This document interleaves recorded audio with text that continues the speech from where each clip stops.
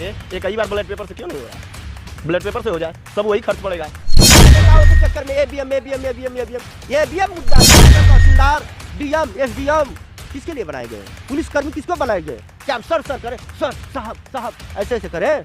ये मेन मुद्दा पे हम आते हैं, इलेक्ट्रॉनिक वोटिंग मशीन को लेकर के जिस प्रकार से बहिष्कार किया जा रहा है दिल्ली में जंतर मंतर पे बहुत बड़ा आंदोलन चलाया जा रहा है कि तक एक सच्चाई है और कितने लोग इसका बहिष्कार कर रहे हैं, कितने लोग सब? बहुत लोग, हर कोई बहिष्कार कर रहा है। कोई ऐसा नहीं है कि जो ईवीएम से संतुष्ट हो, एकदम हर कोई बहिष्कार कर रहा है। और इसी में मोदी जी एक चीज़ और लॉन्च किए हैं, जो कि ईवीएम मशीन का जो सिस्टम है, क्या बोलते हैं, बायोग्राफ है, हाँ नहीं बायोग्राफ बोलते हैं उसको, गांव घूम करके और समझाने के लिए, जनता को समझाने के लिए बनाए हैं, सिस्टम बनाया गया है। अच्छा। सुनने में आया है। उसमें करोड़ों खर्च होंगे और प्लस ईवीएम से वोट कराने में खर्च होंगे। तो जब खर्च बचाने के लिए ईवीएम से कराया जा रहा है, तो ये सब खर्च जोड़ करके एक ही बार बैलेट पेपर से क्यों नहीं हो रहा है? बैलेट पेपर से हो जाए, सब वही खर्च पड़ेगा। क्या जरूरत है फालतू के खर्च करने की? देखा जाए तो ईवीएम को लेकर के मुहिम छिड़ा है पूरे भारत में, बहुत ज़्यादा नुकसान होता है ईवीएम में। अच्छा। बहुत ज़्यादा देश का ये सब। मोदी जी किसका पैसा खर्चा करते हैं? हमारा, आपका, इनका, उनका। उनके घर का नहीं है पैसा, ये सब ये हमारा पैसा है, जनता का पैसा है।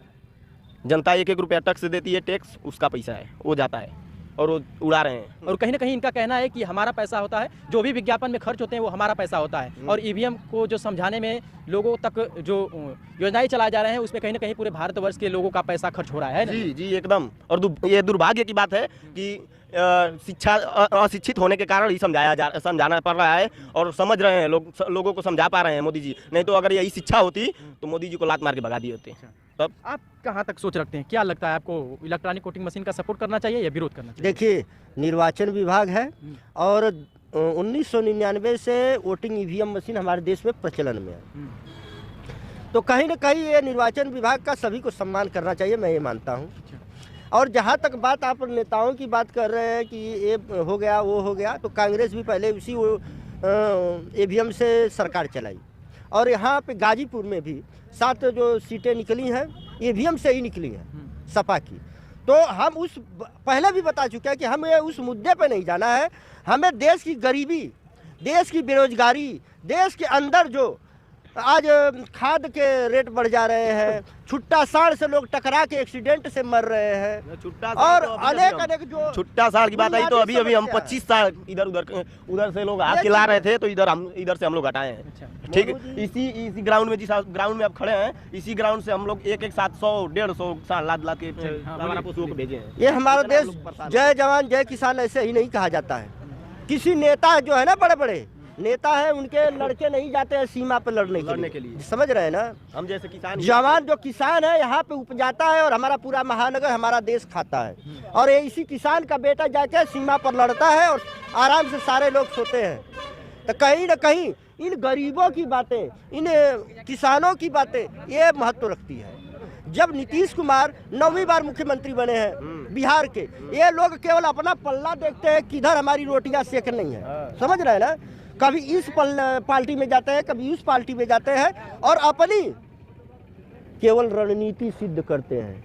ये असल सत्य है, रणनीति, राजनीति। और आप इस राजनीति में क्या बताएं भैया, छोटी से छोटी प्रधानी से लेकर लोकसभा तक के चुनाव के अंदर तक भ्रष्टाचार व्याप्त है। ये असल आपको क्या लगता है चाचा?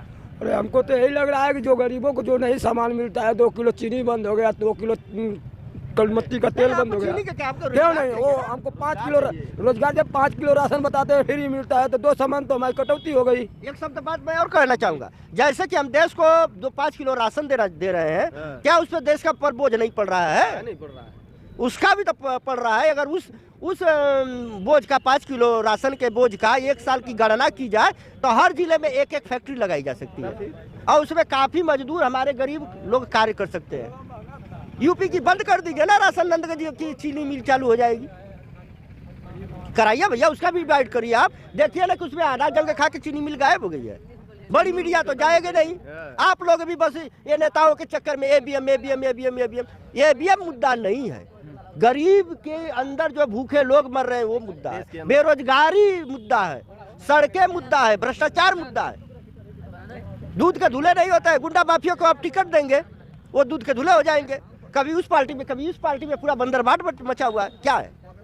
लोकतंत्र में जनता मालिक है और मैं बाबा साहब के संविधान पर विश्वास करता हूँ। अब बड़ी या मीडिया कोई सी बातें आती तो हमारे गरीब लोग सब कुछ आते हैं, अरे क्या पूछ देंगे आप, क्या कर देंगे आप। सबसे बड़ी बात है तहसीलदार, डीएम, एसडीएम किसके लिए बनाए गए, पुलिसकर्मी किसको बनाए गए, क्या हम सर करें, सर साहब साहब ऐसे ऐसे करें। ये हमारे जो है सेवक हैं, हम उनके मालिक हैं। जिस दिन आपकी शिक्षा जागेगी आप अपने अधिकारों को समझेंगे और अपनी बातें डीएम एसडीएम से हूबहू बातें करेंगे और अपने अधिकारों को पाएंगे, तभी हमारे देश के निचले से लेकर उचले तबके के लोगों का विकास हो पाएगा। तो चलिए, जिस प्रकार से इन्होंने जवाब दिया, बेबाकी से अपने बातों को रखा, लोकतंत्र में जनता मालिक है और जनता जिस प्रकार से चाहेगी वो करेगी, जिसको चाहेगी उसको जिताएगी। और